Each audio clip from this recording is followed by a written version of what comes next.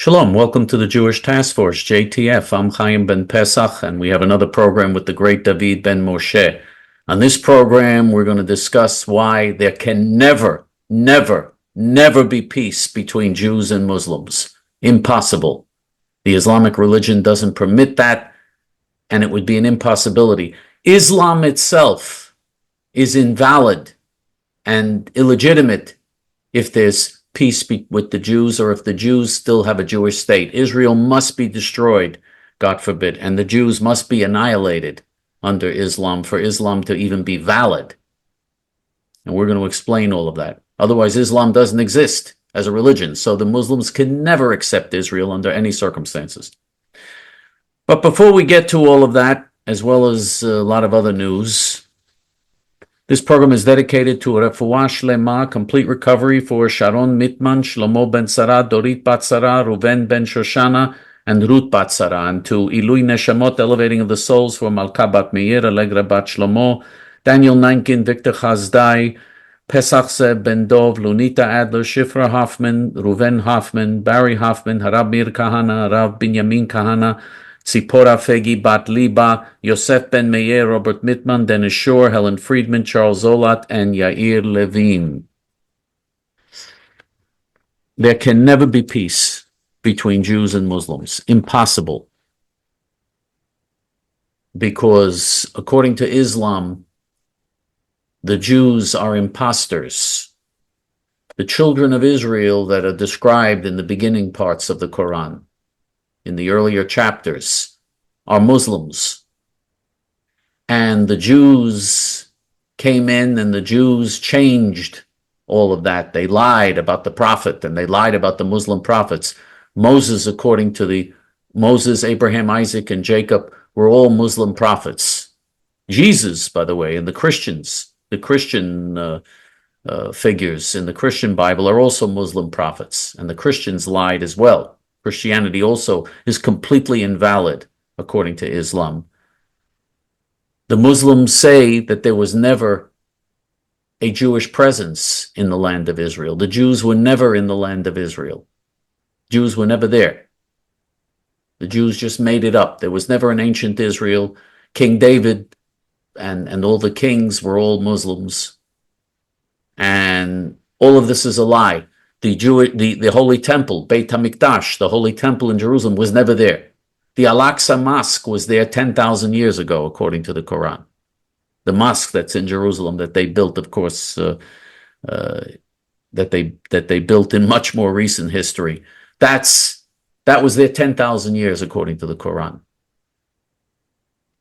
And by the way, the other distortions are unbelievable. You know, King David came before Moses, according to the Quran. It just complete insanity. Just like all the lies they tell about what Israel is supposedly doing in the war against them, and all the lies they tell about their war against all the non-Muslim infidels. But if there's a Jewish state, then the entire Quran is invalid and all of Islam is invalid. Because the Muslims say there'll never be a Jewish state, and the Jews can never have any presence in the land of Israel. They never did have any presence, and they never can have, are never allowed to have any presence there. They're not allowed to even exist, according to the Quran. And if the Jews exist, and if the Jews have a Jewish state, then the Quran is invalid, and the whole Islamic religion is invalid. That invalidates all of their belief system. So there can never be peace between Jews and Muslims. Neshadina showed me in Israel ancient graves, Jewish graves from 3,000 years ago. So if the Jews were never there, what are these graves doing there? Well, I mean, the whole thing is so absurd. It's not just the grave. I mean, the whole thing is beyond absurd. It's just beyond absurd. And I mean, the claim that King David and Abraham and Isaac and Jacob and Moses were all Muslims. It's so ridiculous. It's beyond belief.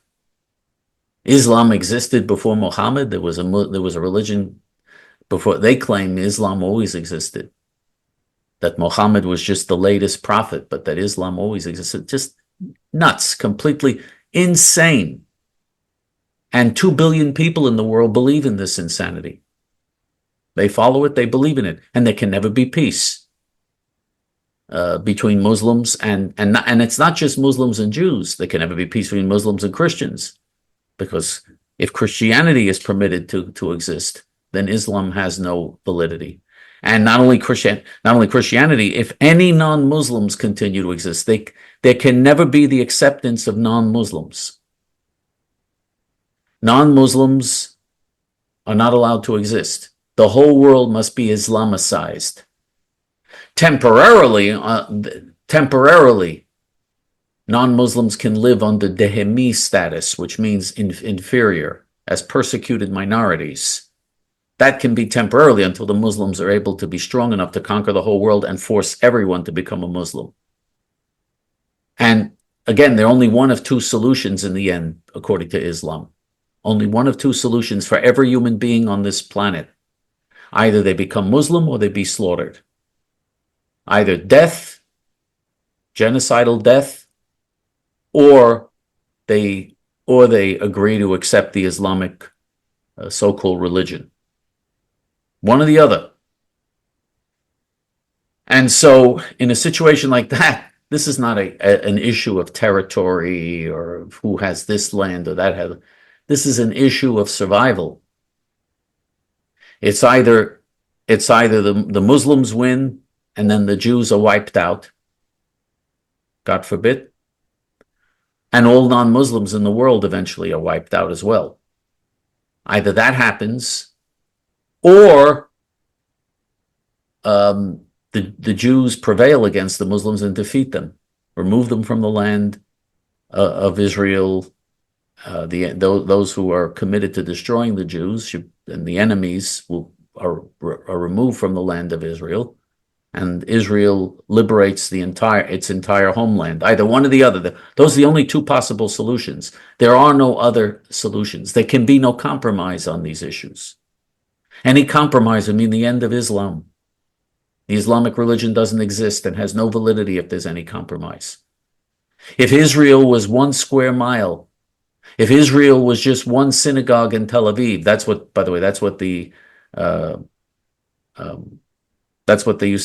they said in the UN in 1948. They said, even if Israel was just one synagogue in Tel Aviv, we could never accept its existence under any circumstances. They said this in the UN, in English. They were saying this in 1948 before 7 Arab armies attacked the newly created state of Israel, promising to push the Jews into the sea and exterminate the Jews and finish Hitler's job. And this was only 3 years after the Holocaust, in which over 6 million Jews were murdered. By the way, the Arab world enthusiastically supported, and the Muslim world enthusiastically supported Hitler. Enthusiastically. He was the one non-Muslim infidel that they liked. Now, the failure of the world to recognize what we've just spoken about is the reason why we have so many problems in the Middle East and everywhere else. It's the reason because people refuse to accept reality. That's reality. You can like it or not like it, but that's the way it is. That is reality. And if you don't accept reality, it's gonna blow up in your face. And last week, Israel killed the Hezbollah mastermind of the 1983 U.S. Marine barracks attack. The Hezbollah terrorist leader who was responsible in 1983 for blowing up the Marine barracks in which 241 American Marines were blown up and murdered. And hundreds more were severely injured, many of them losing arms, legs, eyes. And 241 were blown up and slaughtered in that attack. And 58 French soldiers were blown up as well. There were also 58 French soldiers who were blown up and killed in the attack. Now, the mastermind of this, who bragged about how he did this and, has been bragging for decades how he did this, and whom the Americans and the French never touched after he murdered hundreds of their soldiers. Israel finally killed him last week. And guess what? the late Joe Biden and Kamala Harris condemned Israel for its escalation of hostilities and warned Israel to stop escalating. In other words, killing the 1983 mastermind of blowing up hundreds of American Marines. This would be like condemning Israel if Israel killed Osama bin Laden. This is what America's come to. And by the way, after Israel did this, you would think the French, they lost 58 soldiers in that bombing. 58 French soldiers were blown up and slaughtered, and hundreds more were injured. And yet France's Macron, the leader of France, Macron, that coward, called Netanyahu after that to pressure Israel and they say that he had a very, and the French and the Israelis openly admit that it was a very rough conversation, that he really told Israel to stop escalating this conflict. In other words, to let the mastermind of the murder of hundreds of Americans and French soldiers, let him live. Let him continue his activities. Right now, he wants to murder Jews. That's okay with the Americans and the French. That's fine.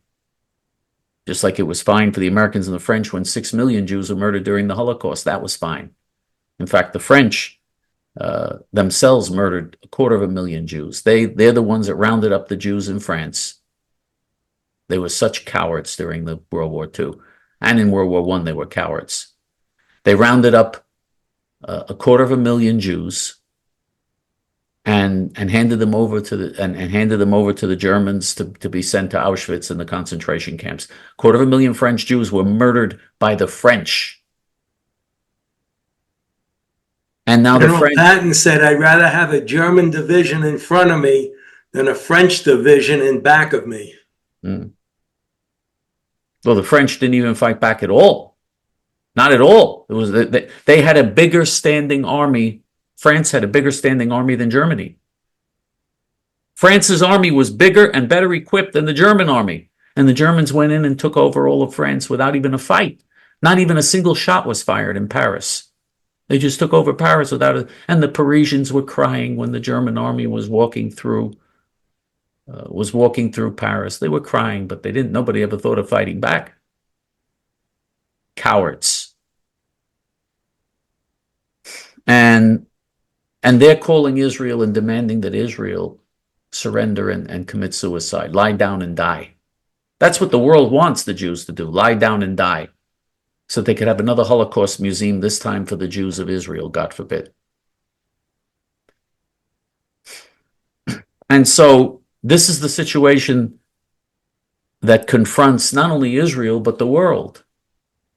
Because if Israel loses this battle, God forbid, if the Muslims overrun Israel, God forbid, this would be an incredible triumph for Islam, and it will be a tremendous step forward on their campaign to also destroy Europe and America, because they're as committed to destroying America and Europe as they are to destroying Israel.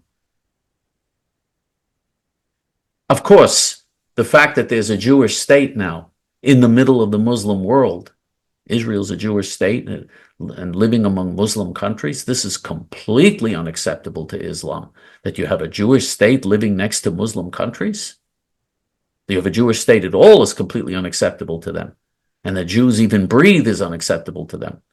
But the fact that you have a Jewish state living right next to all the Muslim countries that surround little Israel in the middle of the Muslim world, this is completely something that outrages the Muslims. How dare the Jews do this? And they'll make up any lie. The Al-Aqsa Mosque was never, and Jerusalem were never important in Islam. They weren't even important. Wasn't important. They invented a new narrative in order to encourage the Muslims to wage war against the Jews and commit genocide against the Jews. They created this new narrative. Jerusalem is never even mentioned in the Quran, not once. By the way, the word love, which appears many hundreds of times in the Jewish Bible, the word love never appears once in the Quran. This is a book of war and genocide and hate. And you can try reading it if you want, and I encourage people to try to read it. You should read earlier editions because they did try, they mistranslate in order to try to water down what Islam was all about. So you should read editions that came out. Really, the best translations are translations from 60, 70 years ago. If you can get that, you can get your hands on translations that were made 60 or 70 years ago of the Quran. That would be more accurate. But if 9/11 didn't tell you all you need to know about Islam, there's a short passage from the Hadith, the book of Tabari, 969. Remember that number and look it up. It says, killing disbelievers is a small matter to us. If that doesn't tell you all you need to know, add that in with 9/11, and that's Islam. Islam also says that the Jews are dogs and pigs that have to be slaughtered. This is, and by the way, the Quran calls for the slaughter of all non-Muslims, not just slaughtering them, but torturing them before slaughtering them. The Islamic religion calls for rape and torture. And the founder of Islam, Muhammad, the founder of Islam, was like Osama bin Laden, like an Al-Qaeda or Hamas terrorist. He murdered, he raped, he conquered. Plundered. How was Islam spread? By the 700 Club? By having broadcasts of explaining why you should convert to Islam? Islam was spread with the sword. Anyone who didn't accept it was slaughtered. The women were raped. The children, men, women, children, all slaughtered if they didn't accept Islam. That's how it was spread. All of North Africa, for instance, was all Christian. But Islam was spread and took over all of North Africa with the sword, massacring huge numbers of people. Even in the 20th century, the Turkish Muslim Nazis murdered, they were called the Young Turks. They murdered 2 million Armenian Christian men, women, and children. It was the first Holocaust of the 20th century. Hitler, Yimach Shmo v'Zichro, said that he received his inspiration to massacre the Jews from the Turkish slaughter. He said, who remembers the Turkish Holocaust? Who remembers what the Turkish Muslims did to the Armenian Christians? Who remembers that even? They murdered 2 million people. Nobody even cared. Nobody remembers. Nobody cares. And it's completely forgotten about. And today, Turkey is which, by the way, Turkey to this day considers the monsters that carried out that Holocaust to be heroes. And yet, the United States and Europe and everybody else treat Turkey, Muslim Nazi Turkey, like it's a respectable country. The dictator of Turkey, Erdogan, regularly calls for the destruction of Israel, praises Hamas, preaches hatred for Israel, for Europe, for the United States, for the Western world, for the Jews, for the Christians, preaches nonstop hatred. And Turkey is a country which slaughtered hundreds of thousands, at least hundreds of thousands of Greeks and Serbs and other Christians, the Ottoman Empire, slaughtered them. Why do you have Bosnians? Who are Bosnians in Yugoslavia? The Bosnians are Serbs who converted to Islam, who under the Turks forced them to convert to Islam, and they agreed to convert to Islam. The Serbs are the Christians who defied the Turks and refused to convert, even under threat of slaughter and genocide. They refused to convert the Serbs. So they're really hated by the Muslims, the Serbs, and by the whole world. The whole world is always against anybody who resists evil and injustice. The whole world hates the Serbs. The whole world is against the Jews. Anyone who resists evil or injustice is hated. those who give in and support evil and support justice and collaborate with it and praise evil and justice, they're the heroes, according to the evil establishment that write history and that control the news media. What a world of injustice. In other words, injustice is praised, and genocide is praised, and hatred and evil and terror, those people are defended and praised, and anyone who stands against it is condemned, and they work against it, and they work to defeat those who are resisting evil, like Israel. They work to defeat them. And if there's an American politician or American leader who stands up to evil and speaks out against it, he is condemned and, oh, terrible. Islamophobia.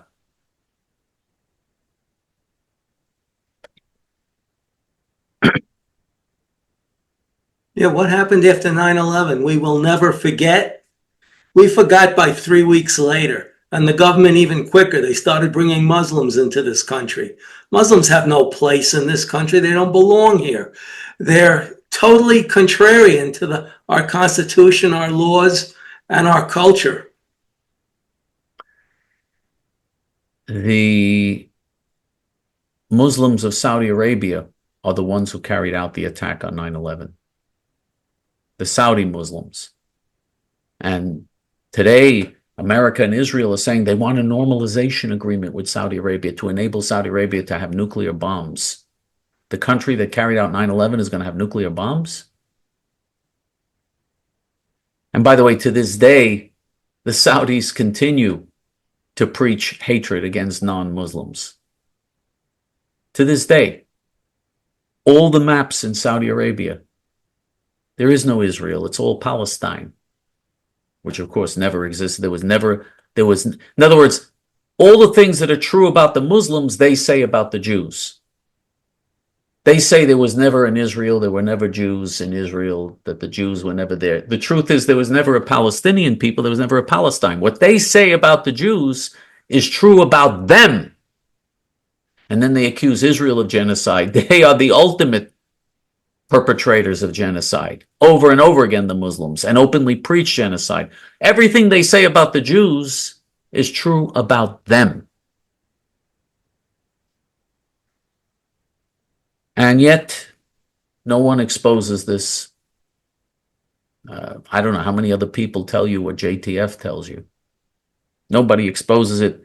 We had a leader, Rabbi Kahana, Zecher Tzaddik V'Kadosh Livracha, Hashem Yikom Damo, the great Rabbi Kahana, who was trying to expose the truth, and of course they assassinated him in 1990. They said on the tapes, the FBI tapes,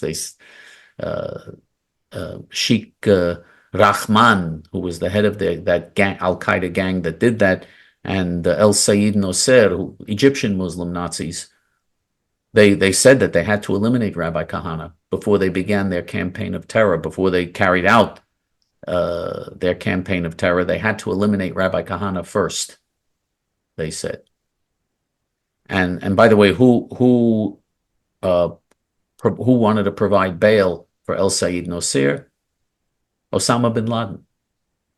He's the one who wanted to bail out El Sayed Nosser, who was the trigger man who murdered Rabbi Kahana in New York in 1990. And everybody condemns Rabbi Kahana. And Rabbi Kahana, who tried to warn us and save us, he's condemned. And the Muslim terrorists are praised and given money and supported, and we have to negotiate with them. We have to work out a deal with Hamas for the hostages. There has to be negotiations with the Hezbollah. The Hezbollah terrorists who blew up the American Marines, the United States government wants to negotiate with them. Israel shouldn't be escalating against them. There should be a peaceful solution with the Hezbollah terrorists who blew up all those hundreds of American Marines.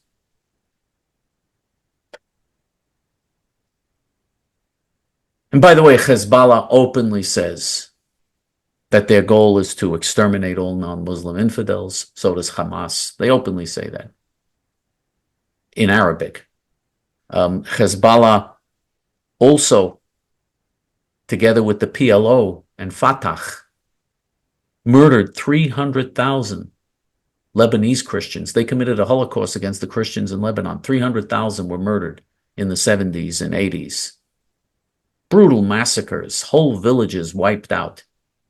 And in the most brutal way, they didn't just shoot people or kill people, the most brutal massacres. They actually had tubs of acid.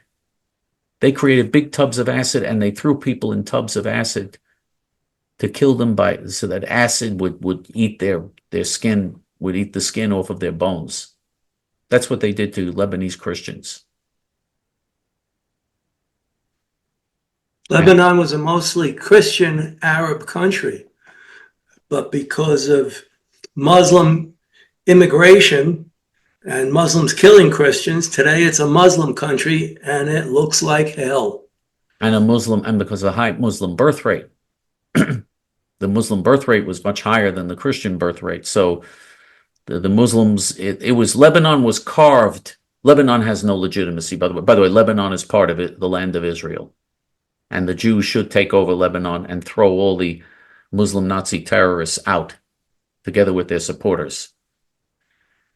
But Lebanon, so-called Lebanon, was an artificial country carved out of Syria by the French and the British colonialists in the 1940s.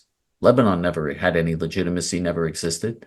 It was created. It was a nation artificially created to give the Christians a country, because it was majority Christian, to give the Christians a country where they'd have refuge. But there was a Muslim minority there, and that Muslim minority changed into a majority. Sound familiar? Minority changing into a majority sounds like something that's happening in the United States also. Minorities are going to become a majority. But anyway, the bottom line is there can be no coexistence with people who say that their goal is to exterminate you and who say that you're a pig and a dog and have to be slaughtered. I mean, if this is the belief system, how can you coexist with people like this? And there are 2 billion people on this planet who are Muslims. So, what's the answer? You have one group of Jews, great Jewish heroes, who are winning against the Muslims. You know, the so-called Palestinian Authority, the PLO terrorists who are supported by the United States and by the Israeli government. The PLO terrorists they just had an article and a broadcast where they said that the boundaries between Israel and the Arabs in Judea and Samaria, those boundaries are set by the Hilltop youth. The Hilltop youth are the ones setting the boundary lines. This is what they just said in one of their broadcasts. And that the Hilltop youth are driving tens of thousands of Arab Muslims out of Judea and Samaria. They're leaving the land of Israel for other Arab countries. No, not for other Arab, because Israel is not an Arab country, God forbid. Not yet, God forbid. But they're driving tens of thousands of Arabs out of Israel. And they're the ones setting the boundary lines, these Jews and the Hilltop youth.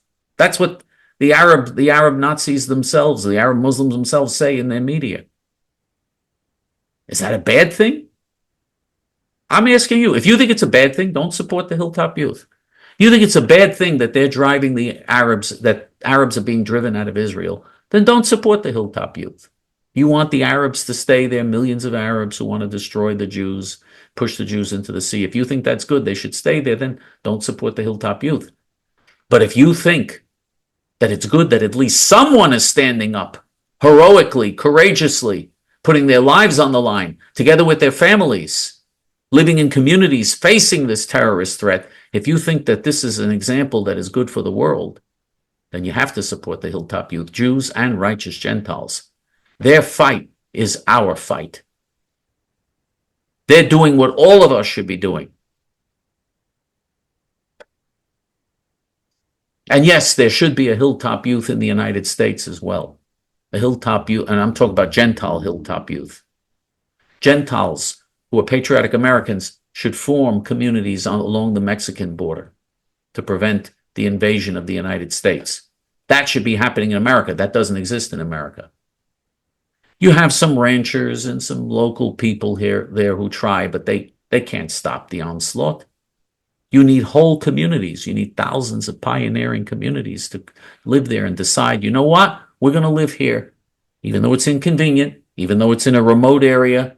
We're going to live here and live here with deprived of all the things that people in cities and elsewhere have. We're going to live here just because we want to protect America. But you don't have that spirit in the United States. You don't have that spirit of sacrifice. In Israel, the Hilltop youth are those types of pioneering heroes. We have too much. Even our poor live better off than the middle class in some countries. Our poor here are not really poor, it's just that they don't work for their money. It's handed to them. But they have cable TV, they have cell phones, they have air conditioning, they have apartments that they don't have to pay for because the government takes care of it. Computers. And that's our poor. Nobody goes to bed hungry in this country. If you do, it's because you don't know what you're doing or you're mentally incompetent. Computers and internet they have, they have all of these things. Yeah, and that's very true. But imagine going without all of these things because you love your country and love your people and believe in God. That's the Hilltop youth. Isn't that something that we should be supporting, that everyone should be supporting? There are two ways you can support the heroic Hilltop youth. And you really, really, really must support them. There are two ways. One, you can go to our Hebrew main page, hayamin.org, and you can click on the donate button. The page is in Hebrew, but there's a big donate button in English on top. Click on the donate button. In several minutes, very easily and conveniently, you can donate online to the Hilltop youth, to the heroic Hilltop youth. Or if you don't want to do it online, you can do it by sending checks and money orders made out to J.T.F. And you send those checks and money orders to the J.T.F. P.O. Box, J.T.F. P.O. Box 650327, Fresh Meadows, New York 11365. The Hilltop youth are putting their lives on the line for an idealistic, noble cause. They really are showing the world what life is all about. That's what life is all about, being willing to sacrifice and put your life on the line because you believe in something, because you care about something, and because you want justice and truth and righteousness and morality to prevail in this world.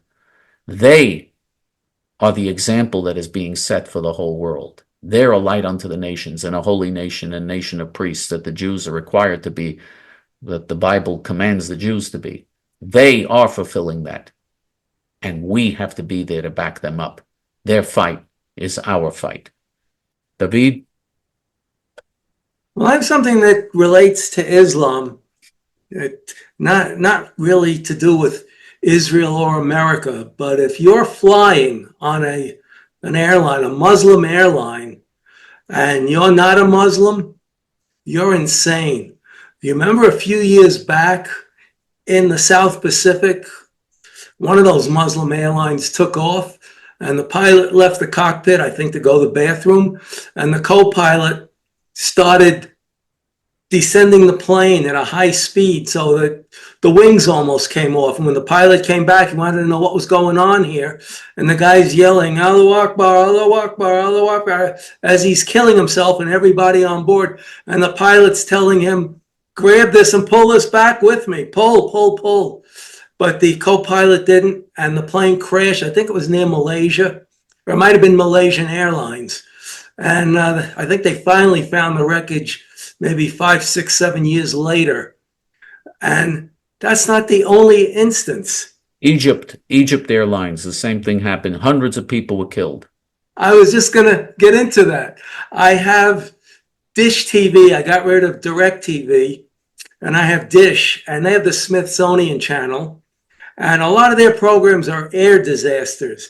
And just by luck, I just happened to come out of watching Perry Mason, and I went into, a lot of the programs on, as I mentioned, Smithsonian are air disaster shows. And I'm watching, I came in the middle.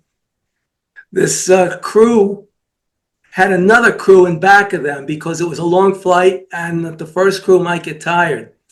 The first officer in the relief crew was a first officer. He was the most senior first officer, never became a captain. Well, he sat down and chased the co-pilot out. And they're flying along at a point in this part of the flight where nothing ever happens. You're not landing, you're not taking off, you're flying over the ocean. The captain had to go to the bathroom, and the co-pilot grabs the stick, actually a wheel, and he's pushing the plane forward. And the plane from 36,000 feet dips down to 16,000 feet. They said nobody knows how the captain made it back because of the G-force, but the captain made it back, and he was telling the guy, pull back. And nothing was working because that first officer shut the engines off. So the pilot did get the plane up to 24,000 feet, but then it started crashing again. There was no electric power, the lights were out, and they crashed into the water near Newfoundland. I guess they fly from New York up to Newfoundland, then cross over the Atlantic Ocean. And somewhere during that flight, they switch crews. The relief crew takes over, and the main crew gets to sleep because it's a long flight to Egypt from New York. And they never made it because of another co-pilot yelling, Allahu Akbar, Allahu Akbar, as he's taking the plane down. So if you fly on a plane with a Muslim crew, you never know if they're going to get the call to kill themselves and take everybody with them. So stay on Qantas. They never had a crash. Qantas is Australian.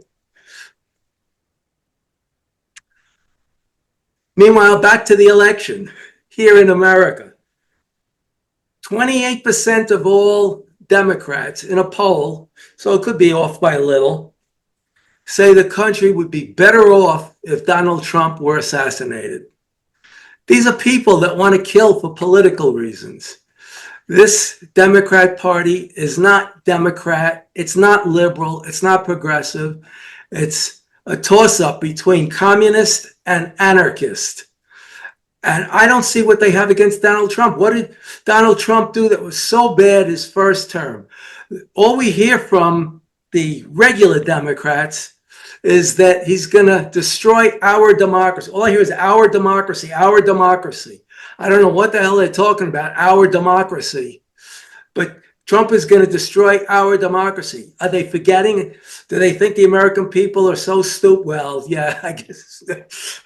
Yeah, maybe they are. That Trump was president for 4 years. He's got a track record of what he's going to do and what he's not going to do. So they're just making this up, hoping the American people will believe them. But I think a lot of American people are finally catching on to the Democrat Party and realizing everything they say is a lot of bupkis. Kamala Harris is one of those bupkisites. She's for fracking, then she's against fracking, then she's for fracking again. She's for guns, then she's against guns, and then when they blast her for being against guns, because even 20% of Democrats are buying guns now because they're bringing savages in left and right, legally and illegally, and the police can't be everywhere. In Washington, D.C., somebody called 911. The police came 4 hours later. I guess the next step when you call 911 is they put you on hold for 10 minutes.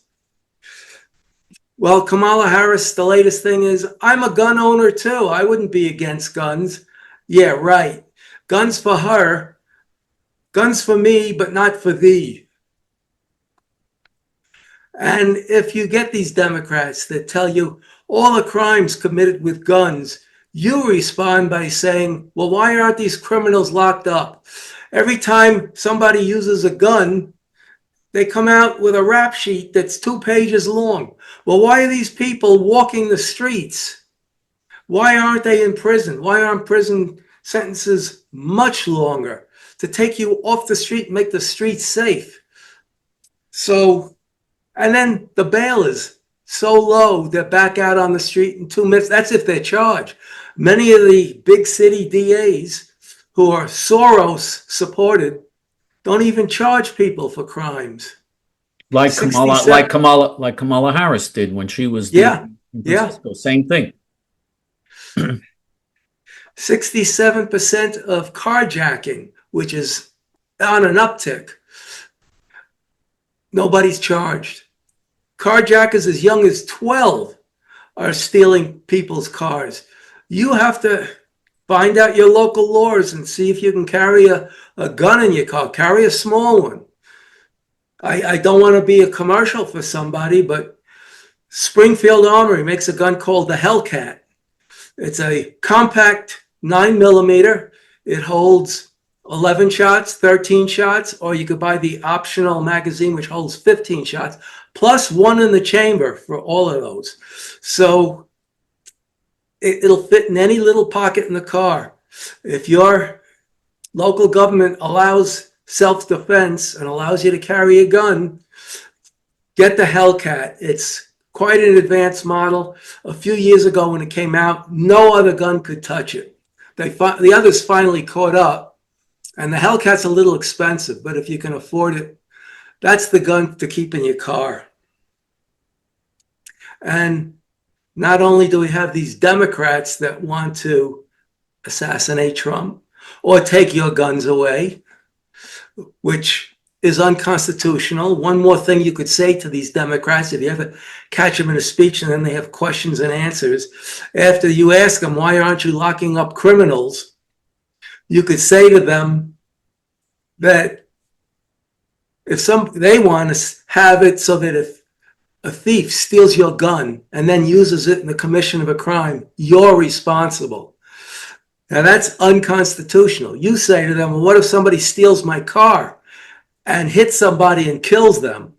And then the politician you're talking to will say, that's quite different. And you say to him, you're right, it is quite different. My gun is protected by the Constitution. My car is not. And the victim is just as dead in any case. Meanwhile, Democrat Party losing Hispanic voters, and they're losing a lot of black voters because all the benefits that were going to blacks are now going to Hispanics, and the blacks are out in the cold. They've been surpassed. The Hispanic population is bigger than the black population and has been for quite a while. And that's without these 10, 12, 13, 14 million illegals that just came in under Joey Diapers. And I don't know if you saw him talking in Pennsylvania. He was to introduce somebody, and he had no idea who he was introduced. So he looked over to his left, very appropriate, and he asked, who am I supposed to introduce now? And somebody yelled out in a loud voice, maybe it was on a PA system, and here it is, and they introduced, because the late Joe Biden didn't know what he was doing. He probably didn't even know where he was. Did you see cabinet? Did you see the past two cabinet meetings? No. He called the cabinet together. The president has to preside because he wasn't having cabinet meetings for a whole year. Whoever heard of a president with no cabinet meetings? Anyway, he called the cabinet together, and he's had two of them already. And his wife now presides over the cabinet meetings. She's the new president. His wife presides. He says, "Here it is. It's for you, all you, Jill. You take it now." And she presides over the cabinet meetings. He can't preside. He doesn't know what's going on. He can't. Yeah, he has no idea. He looks lost. You can just see it in his face. He doesn't know what's going on. But how do you let your wife preside? She's the first lady. She's not the vice president. If the president can't handle his job, the vice president should be taking over. But I don't know if the vice president's any better than Joe with dementia, because the vice president is quite retarded. As I mentioned in previous shows, her IQ is probably 90, which is considered dull normal. If you were flying on a plane and the captain got a bellyache before they went into the cabin, would you let the captain's wife fly the plane? Would you let Joe Biden drive a car?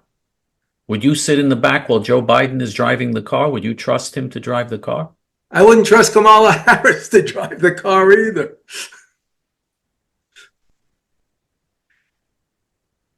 And the problem with Western governments, not so much in Asia, but the West, is the government's job is to protect its people. That's its primary job. Taking money from those who produce and giving it to those who don't produce, well, you're not going to help your country by doing that, but that's what goes on. It's like we're paying them not to riot. But a government's job is the primary job is to protect its population. And instead in the West, they're ignoring their populations and protecting the rest of the world's population and inviting them in, even if they have no skills, even if they're so backward they don't even know what a toilet bowl is or what it's used for. The problem is the difference between intelligence and ignorance is intelligence has its limits. Another thing Harris said about guns is she wants to come into your house uninvited, not her herself, but the people that'll be the offices for her and the agencies, and check to make sure you're storing your guns in a safe manner. Now, where in the Constitution is she allowed to come into your house without a warrant? There's FISA courts, which are secret courts that make secret decisions, and they're going to use that because no judge would give them a warrant to constantly go into people's houses to check their guns. Well, my house is locked up and my guns are safely put away because they're in a locked up house. And if anybody comes in that doesn't belong there trying to do us harm, whoa, will you be in trouble?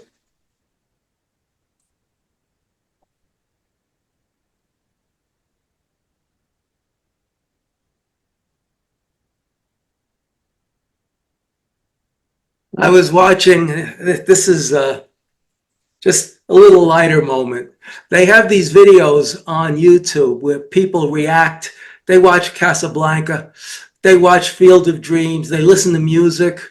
They were listening to Elvis Presley, and so many people didn't even know who he was. They heard the name but had no idea he was a singer. And they listened to him do an American trilogy, which starts off with "I Wish I Were in the Land of Cotton." It's Dixie mixed with a black song right after that, and then the Battle Hymn of the Republic. So it's called an American trilogy. And Elvis is older. He did this in Aloha from Hawaii.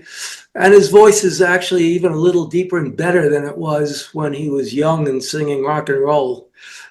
And these people can't believe what they're listening to. But I was watching these two young men, somewhere between 20 and 25, one black, one white. To me, they look like they might be DJs. But they were, of current music. But they were listening to Elvis. And one said to the other, "What's Dixie?" They didn't even know what Dixie was. Then the other one said, "I think it's Memphis, Tennessee." Well, of course, Memphis, Tennessee is in Dixie, but Dixie is what's south of the Mason-Dixon line. Notice Dixon line. How could you not know the Dixie song?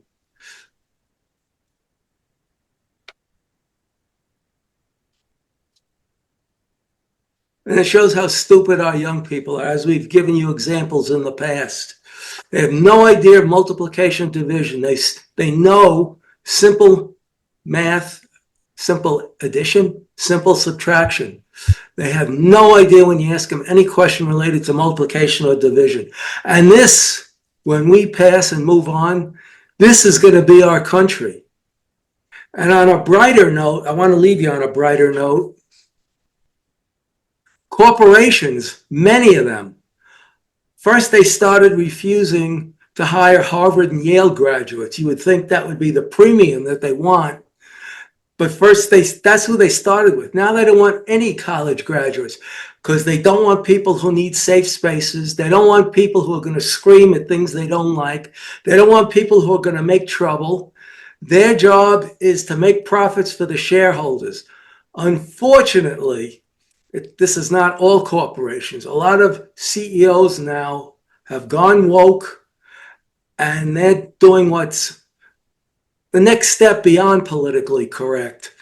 And the shareholders are furious. I know at the gym I used to go to that the management kicked the founder out. He sold shares, so he became the CEO. But Vanguard and BlackRock bought so many shares, they were able to kick him out, and they turned this gym upside down. So now that men who identify as women can go into the women's bathroom. And of course, the reverse is true. I wouldn't want that in my town because everybody here that goes to the gym is 70 and older. You know, these self-hating Jews, because you're mentioning Harvard and Yale and, corporations. Part of the problem is these self-hating Jews who don't want to be Jewish, who run away from their Jewishness. In Hollywood, they all change their names. Well, Jews in general, they all change their names. They try to hide from being Jewish. You know, the only comedian in Hollywood with a Jewish name is Whoopi Goldberg. I mean, you can't, the assimilation is just so unbelievable, and they're the ones who are they lead a lot of these crazy things. They play leading roles in all of this. That's why if we were stronger, if J.T.F. was stronger as a voice for the Jewish people, it would be beneficial for everybody. It would be so beneficial for everybody. Instead, you got the Zuckerbergs and all these other creatures, all this self-hating fungus that you have here. It's just and Schmuck Schumer, what a schmuck. He really, I mean, he's an example of all the Jews, whose behavior is just, I'm sorry, it's just your stories are reminding me of a role that it's always the self-hating Jews. The proud Jews, the good Jews, the loyal Jews are always on the right side of things. The self-hating Jews are on the wrong side. But I'm sorry. Go ahead. No, I had a cousin that did that. Last name, Albaum. He became a big shot in Hollywood. Not a major big shot, a lesser big shot. He directed the Life cereal commercial, "Let's let Mikey eat it. He doesn't like anything." He also directed one of those Burt Reynolds movies with the car chases. I don't know which one. But when he got to Hollywood, he got rid of the Jewish name and he became Zachary. That was his last name. You used to have commercials with a lot of Jewish influence and humor in the commercials. I don't know if you remember. For instance, Alka-Seltzer. You remember the Alka-Seltzer commercials? Plop, plop, fizz, fizz. Oh, what a relief it is. Speedy Alka-Seltzer. And how about, went to this little place. Waiter tells me, try it, you'll like it. But what is it? Try it, you'll like it. But what is it? Try it, you'll like it. So I tried it. Thought I was going to die. Took 2 Alka-Seltzer. And then you see Alka-Seltzer fizzing on the commercial. And then the guy comes back and says, Alka-Seltzer, try it, you'll like it. You remember that commercial? Of course. You're saying of course. Most of the people watching us weren't born when that commercial came out. Or how about the wife saying to the husband, the husband saying to the wife, I can't believe I ate the whole thing. And then she says, you ate it. I don't remember what his name was. You ate it, John. I can't believe I ate the whole thing. No, John, I ate it. I can't believe I ate the whole thing. Take 2 Alka-Seltzer, John. And then he comes back at the end after you see Alka-Seltzer. Then he comes back at the end and she says, did you take your Alka-Seltzer, John? And he says, the whole thing. You remember that? Sure. You remember it. But anyway, that's Jewish. Obviously that's Jewish oriented humor. But, there were times when most of the comedians were Jewish. If you remember, in the old days, most of the comedians were Jewish. And they got their start in the Catskills. Yeah. I mean, everything from the Three Stooges and Slapstick, the Three Stooges, of course, were Jewish, and from Three Stooges and Slapstick all the way to more sophisticated Jewish comedians, it was all Jewish humor. But now the only comedian with a Jewish name is Whoopi Goldberg now. So He used to have Rodney Dangerfield, Jackie Mason, Phyllis Diller. Phyllis Diller wasn't Jewish. No? No, she wasn't Jewish. What's the other one? Joan Rivers. Remember Joan? Yeah, I couldn't think of her name. Yeah. But people are thinking the Three Stooges are Jewish. If you didn't know, Shemp, Curly, and Moe were brothers. Shemp was the oldest. Their real names were, Shemp was Samuel Horowitz, Moe was Moses Horowitz, and Curly was Jerome Horowitz. Larry was Larry Fine. He always went by that name. His real name was Larry Feinberg. So even when Curly died, then Shemp took over, and then Shemp died, and they got Joe Besser, another Jewish comedian. Maybe you remember him as Stinky on the Abbott and Costello show. Even Abbott and Costello, Abbott was Jewish. Yes. And Costello is usually an Irish name. His real name was Cristillo. Mm-hmm. He was Italian, for those who don't know. Yeah. Because we're talking right now, we're talking about things that many of our viewers have no idea what we're talking about. But anyway, go ahead. Well, if you don't know Abbott and Costello, you can go to YouTube and watch Who's On First, which is so legendary. It's actually in Cooperstown in the Baseball Hall of Fame. And you had the Marx Brothers. Unfortunately, their name was Marx, but they had Groucho, Chico, Zeppo, Harpo, and one that wasn't in the movies, but he was a comedian too, Gummo.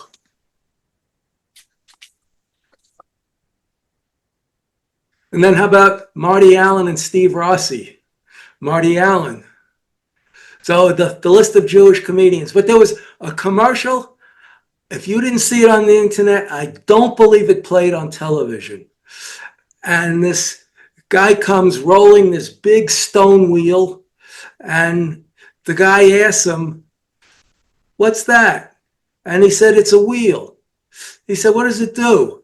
He says, "It's round." "And what do you do with it?" And the guy said he didn't know yet. Well, so the guy with the Jewish accent said, "Well, a bagel is round and you can eat a bagel." And then it jumps centuries ahead to around the Revolutionary War time. And they show a toilet bowl being brought inside. And they go, "What's that?" And they said, "Well, this is where you go to the bathroom instead of outside." And they said, "You want us to do this in the house where we live? What are we, animals?" You know, the guy said it with a Jewish accent. And then it jumps ahead to more modern times. They're going to go to the moon.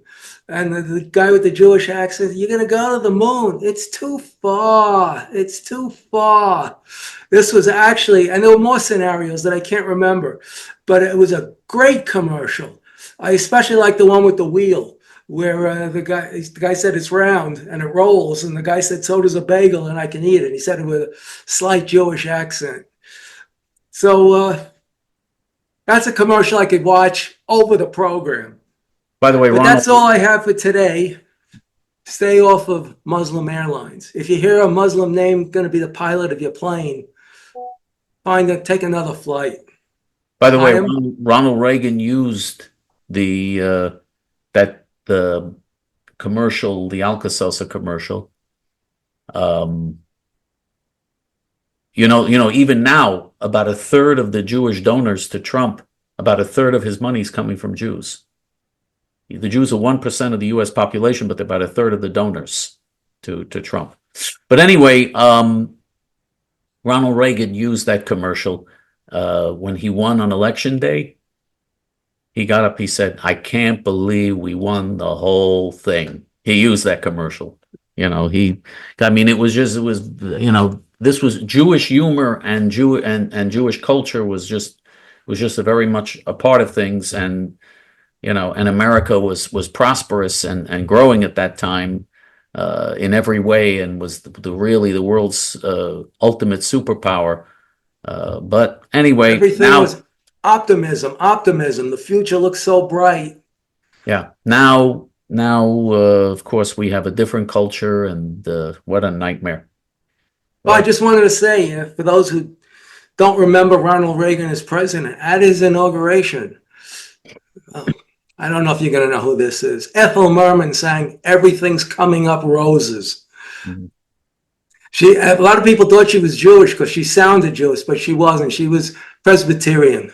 Right, but she was heavily, the reason she sounded Jewish because she was surrounded by Jews all the time, and even by the way, even a lot of the non-Jewish actors spoke Yiddish because they were surrounded by Jews so often. By the way, at Reagan's inaugurations, his first and his second inauguration, who were the people he brought to comedians? Jackie Mason and Rodney Dangerfield were the comedians that he brought to his inaugurations.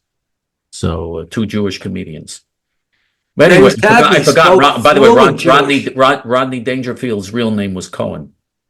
That was his real name. His James last. Cagney spoke fluent Yiddish. Yes, yeah. There was a movie with him in where he's speaking Yiddish in the movie. Yeah, he's a taxi cab driver. He's talking to a policeman. You remember that, boy? You know that. Okay, yes. And his Yiddish was good, and his accent was actually pretty good. His accent was good.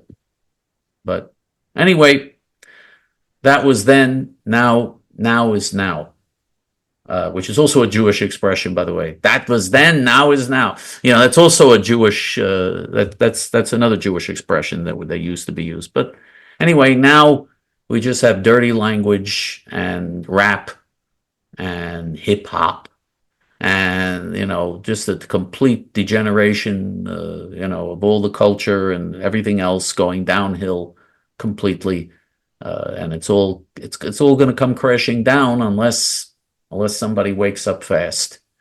I hope that something happens to wake people up. Again, the only way this is going to turn around is if the Jews, again, when the Jews wake up and become a light unto the nations and a holy nation of priests, when the Hilltop youth Jews, when the Jewish people become like the Hilltop youth, then the world is going to have hope again. That's what's going to bring hope to the world again. But until then, we're going to continue trying to help the Hilltop youth and continue our battle for justice. In your heart, you know we're right. And in your guts, you know they're nuts. For J.T.F. until next week, this is Chaim ben Pesach, and for David ben Moshe, Shalom.